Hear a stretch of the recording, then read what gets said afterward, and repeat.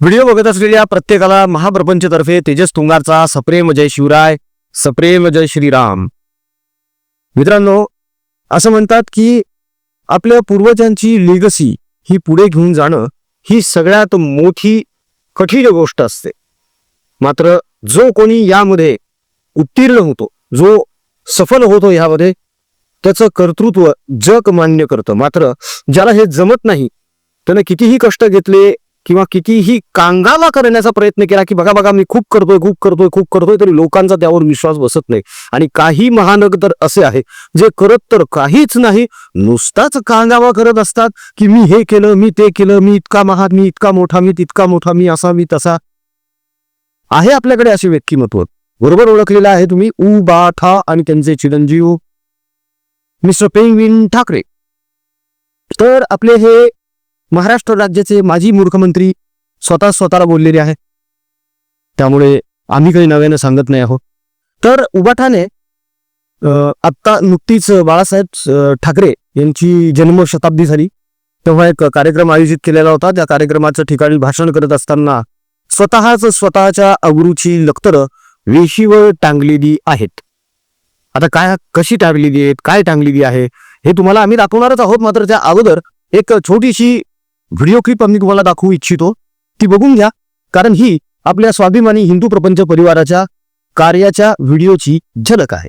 प्रिय बंधू भगिनींनो आणि मातांनो, आपल्या स्वाभिमानी हिंदू प्रपंच परिवारातर्फे नेहमीच अनेक गरजूंना, शेतकऱ्यांना, दिव्यांगांना, गरीब विद्यार्थ्यांना त्यांच्या शिक्षणासाठी तसेच हलाखीच्या स्थितीत असलेले कॅन्सरग्रस्त रुग्णांचे उपचार, औषध आणि त्यांच्या नातेवाईकांच्या भोजनाची सेवा मनोभावे देत आहोत. हे सगळे गरजू आपलेच बांधव आहेत. आपणास विनंती आहे की त्या सर्व गरजूंची चिंता मिटवण्यात आणि त्यांना आधार देण्यात प्रभू श्रीरामाचे नाव घेऊन आपल्या मर्जीनुसार, इच्छेनुसार जमेल तसे योगदान नक्की द्यावे, ही कळकळीची विनंती. अनेक आसुसलेले डोळे आधारासाठी आपल्याकडे नजर लावून बसलेले आहेत मित्रांनो. तेव्हा या सत्कर्मामध्ये आपण देखील सहभागी व्हावं ही विनंती आहे. दिला गेलेल्या जीपे फोन पे क्रमांकावर आपल्या इच्छेनुसार, मर्जीनुसार जे काही योगदान आपल्याला करावं असं वाटतं ते निश्चित करा. ट्रान्झॅक्शन झाल्यानंतर त्याचा स्क्रीनशॉट काढून व्हॉट्सअपवर टाका, म्हणजे त्याची पावती आम्हाला तुमच्यापर्यंत पोहोचवता येईल. आपला एक रुपया त्या गरजूंना जगण्याची नवी उमेद देणार आहे, इतकंच लक्षात असू द्या. चला आता मूळ मुद्दा पुन्हा एकदा सुरू करूया आपण. तर घडलंय काय की उद्धव ठाकरे हे भाषण करत असताना नेहमी पटरी सोडून देतात. आता तर इंजिन सोबत आलेलं आहे. इंजिन सोबत आलेलं असताना देखील यांचे डबे हे सततच घसरत असतात, हे नेहमी पटरी बाहेर जात असतात. विषय काय आहे, आशय काय आहे, मंच कुठला आहे, समोर कोण बसलेलं आहे याचं यांना काहीही देणं घेणं नसतं. अगदी मनाला येईल तसं हे ठोकून देतात, बिनधास्त अगदी. आणि वरतून आलतू फालतूचे काहीतरी टोमणे मारत बसतात.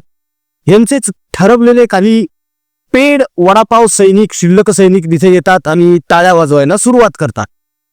आणि मग उद्धवजींना असं वाटतं की बघा मी काय उच्च कोटीची कोटी गेलेली आहे, मी काय जबरदस्त टोमणा मारलेला आहे. आणि आता पु ल देशपांडे नंतर माझाच नंबर आहे या महाराष्ट्रामध्ये.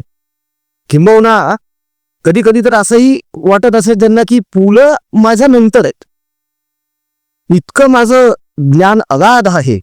आता ह्यांचं अगाध ज्ञान किती आहे हे बजेटवर हे जे काही बोललेले आहेत त्यावरून आपल्याला समजलेलंच आहे.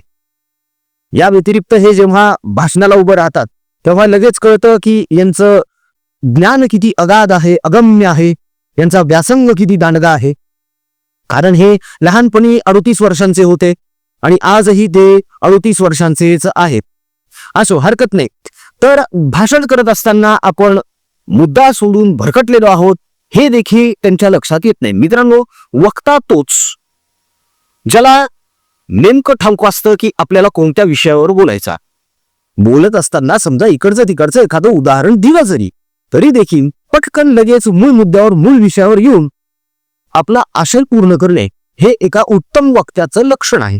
मात्र उत्तम आणि पुबाठा यांची सांगड घालणं हा निव्वळ वेडसरपणा आहे, मूर्खपणा आहे. कसं ते आता एक छोटीशी व्हिडिओ क्लिप आम्ही तुम्हाला दाखवणार आहोत उबाठाची. ती बघून घ्या, म्हणजे तुम्हाला या गोष्टीची नक्कीच प्रचिती येईल. बघा, शिवसेना प्रमुखांपेक्षाही ताकणभर जास्त प्रेम तुम्ही माझ्यावरती करता, आदित्यवर करता का? कारण मी शिवसेना प्रमुखांचा मुलगा आहे, याला जपला पाहिजे. हा शिवसेना प्रमुखांचा नातू आहे, याला जपला पाहिजे, म्हणून तुम्ही अधिक आमची काळजी घेता. नाही तर आमचं कर्तृत्व काय? शिवसेनेचा जन्म हा सत्तेसाठी नाही झालेला, तर मराठी माणसाच्या भूमिपुत्रांसाठी, न्याय हक्कासाठी लढणारी शिवसेना म्हणून आपला जन्म झालेला आहे. सत्ता येते आणि सत्ता जाते, पण एकदा जर का नाव गेलं तर मग परत तरी मिळणार नाही. आम्ही त्या नावाला जपणारी माणसं आहोत.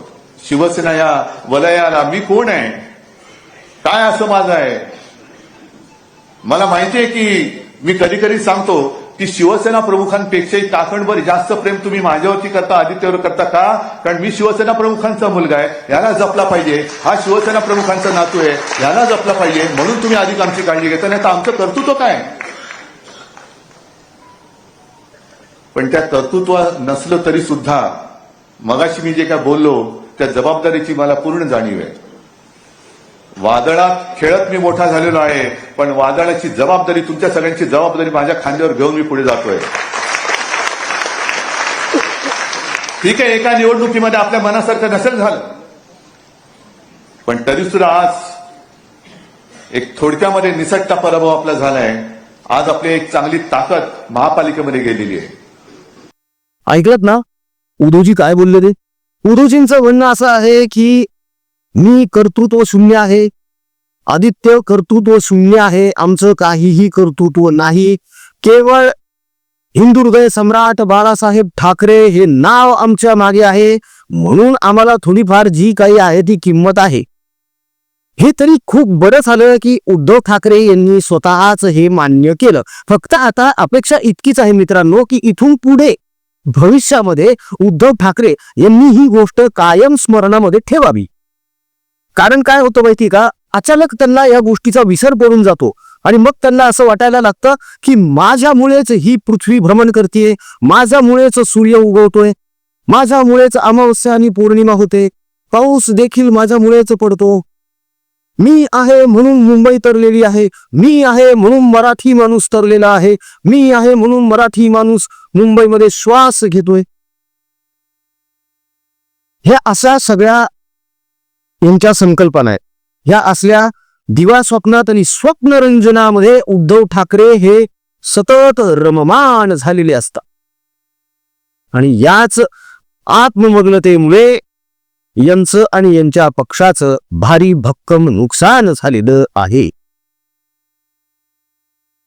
आता हे म्हणजे तो काही प्रसंग होता का, की तो काही मंच होता का हे बोलण्याचा, की आमचं काही कर्तृत्व नाही म्हणून? बरं, स्वतःच स्वतःच्या तोंडानं सांगायचं हे, आणि दुसरीकडे आपला तो बोर घेवडा आबाळ झेपल्या गंजडी नसडी भोंगा त्याच्या तोंडून, अंधारेंच्या तोंडून, अरविंद सावंतच्या तोंडून स्वतःचं वारेमाप कौतुक करून घ्यायचं, आदित्यचं वारेमाप कौतुक करून घ्यायचं की हे तर राम आहेत, हे तर लवकुश आहेत. अरे काय धंदे.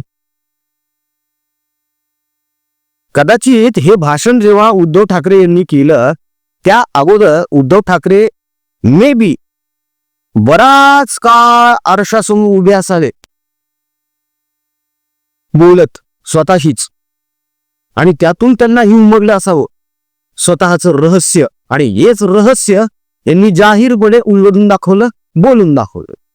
मित्रांनो, उद्धव ठाकरे जेव्हा स्वतःच म्हणतात की मी कर्तृत्वहीन आहे, माझा मुलगा कर्तृत्वहीन आहे, मग अशा वेळी यांना इतरांवर टीका करण्याचा अजिबात नैतिक अधिकार पोहोचत नाही. मग कुठल्या तोंडाने हे स्वतःला देशातला बेस्ट सीएम म्हणून घेतात? देशातलाच काय, हे तर तिन्ही त्रैलोक्याचे ब्रह्मांडाचे बेस्ट सीएम व्हायला निघालेले आहे. एकीकडे स्वतःच कबूल करायचं की आम्ही नाकर्ते आहोत, आणि दुसरीकडे म्हणायचं की आम्ही होतो म्हणून मुंबई तर्फी मुंबई जगली कोविड काळामध्ये. अहो, तुम्ही होते म्हणूनच तर इतक्या आत्महत्या झालेल्या आहेत, इतके घोटाळे झालेले. यांचं कर्तृत्व कशात आहे? बिल्डिंगवर बिल्डिंग बांधण्यात, घोटाळे करण्यात, पैसा खाण्यात, तळमजली भरण्यात, आणि फक्त टीका करणे आणि टोमणे मारणे, बस. याच्या पलीकडे यांचं काहीच कर्तृत्व नाहीये. आणि हे आता कोणीही ठामपणे सांगू शकेल. त्याचं कारण असं आहे की या गोष्टीची जाहीर स्पष्ट कौली उबाठाने स्वतःच दिलेली आहे, कुमठरावांनी स्वतःच दिलेली आहे. तेव्हा शक्य झाल्यास जमल्यास आपल्या पिताश्रींचं स्मरण करून बाळासाहेब ठाकरे यांची जुनी भाषणं ऐकून बघून त्यातून काही जर बोध घेता आला आणि स्वतःमध्ये जर सुधारणा करून घेता आली तर कदाचित 2029ला थोडेफार आणखी आमदार निवडून येण्याची शक्यता आहे. अन्यथा 2029ला तर सगळं काही फेल होणार आहे. जिथे हे स्वतःच मान्य करतात की मी कर्तृत्वहीन आहे, तिथे मुंबई महानगरपालिका हातातून निसटून गेली याचं खापर शिंदे आणि फडणवीस भाजपावर का फोडतं? कर्तृत्व तुमचंच काही नाहीये आणि हे मराठी माणसानं ओळखलं आणि त्यामुळे मराठी माणसाने तुमची साथ सोडून शिंदे आणि भाजपा युतीला साथ दिली आहे. पण ही गोष्ट तुमच्या ध्यानात कधीच येणार नाही, कारण तुमच्या आजूबाजूला जी चांडाळ चौकडी बसलेली आहे, जी दिवस रात्र तुमचा उदो उदो करत असतात, फुलं वाहत असतात तुम्हाला आणि त्यातच तुम्ही धन्यता मानून घेता स्वतःची. त्यामुळे तुम्हाला या गोष्टीची जाणीव होणार नाही की मराठी माणूस आपल्यापासून दूर का गेला, कशामुळे अशी अवस्था झाली आपली, हे तुम्हाला कधीच समजणार नाहीये. अहो, ते समजण्यासाठी सुद्धा अंगी पात्रता असणं गरजेचं असतं, अंगी आत्मभान असणं गरजेचं असतं, आत्मप्रज्ञा असणं गरजेचं असतं. शब्द जरा जड झालेत बहुतेक, हे शब्द तरी यांना कळतील की नाही देव जाणे. असो, हरकत नाही मित्रांनो. तुमच्यापर्यंत जर हे शब्द पोहोचले असतील आणि तुम्हाला याचा अन्वयार्थ कळलेला असेल तर कमेंटमध्ये नक्की लिहा मित्रांनो, तुमचं मत काय आहे. उद्धव ठाकरे हे खरंच कर्तृत्वहीन आहेत का? तुम्हाला खरंच असं वाटतं का की उद्धव ठाकरे हे खूप कर्तृत्ववान आहेत असं तुम्हाला वाटतं? नेमकं तुमचं या बाबतीमध्ये काय मत आहे? म्हणजे तुम्ही उद्धव ठाकरे यांच्या मताशी सहमत आहात का, की माझं आणि माझ्या मुलाचं कर्तृत्व काहीही नाही? या बाबतीत तुमचं काय मत आहे कमेंटमध्ये नक्की कळवा. जाता जाता छोटीशी विनंती आहे मित्रांनो, स्वाभिमानी हिंदू प्रपंच परिवार जो आपला परिवार आहे, आपल्या परिवारातर्फे आपण कर्कग्रस्त रुग्ण जे आहेत त्यांचे औषधोपचार, हालाकीच्या परिस्थितीत असलेल्या त्यांच्या नातेवाईकांच्या जेवणाची सोय, आपला बेजार झालेला कर्जबाजारी झालेला शेतकरी राजा त्याच्या पडलेल्या घरासाठी ते बांधून देण्याची सोय, त्याच्या लेकरांसाठी जेवणाची सोय, किराणा सामानाचं वाटप आणि विद्यार्थ्यांसाठी त्यांच्या शिक्षणाची सोय, असे सगळे उपक्रम आपण राबवत आहोत, पुढेही राबवणार आहोत. यंत्रणा मोठी आहे, त्यामुळे आवाहन आहे ज्यांना कोणाला या सत्कर्मामध्ये सहभाग नोंदवायचा आहे, योगदान द्यायचं आहे, त्यांनी कृपया दिल्या गेलेल्या जीपे फोनपे क्रमांकावर अवश्य योगदान द्यावं. ट्रान्झॅक्शनचा स्क्रीनशॉट व्हॉट्सअपवर टाकावा, म्हणजे त्याची पावती आम्ही तुम्हाला देऊ. मित्रांनो, आपला एक रुपया त्या गरजूंसाठी जगण्याचा एक खूप मोठा आधार असणार आहे, एक नवी उमेद, नवी ऊर्जा असणार आहे आणि माणुसकी जिवंत आहे हे त्यांना दाखवून देण्याची हीच वेळ आहे. तेव्हा कृपया करून प्रभू श्री रामाचं नाव घ्या, मन मोठं करा आणि या सत्कर्मामध्ये सहभागी व्हा. आजचा व्हिडिओ कसा वाटला कमेंटमध्ये नक्की कळवा. आमचा कमेंट बॉक्स नेहमीच खुला असतो. व्हिडिओ आवडला असेल तर लाईक करा, कमेंट करा आणि शेअर सुद्धा करा. चॅनलला सबस्क्राईब करा. जय हिंद, जय महाराष्ट्र, वंदे मातरम, जय शिवराय, जय शंभूराजे, जय भवानी, जय जगदंब, भारत माता की जय, जय श्रीराम.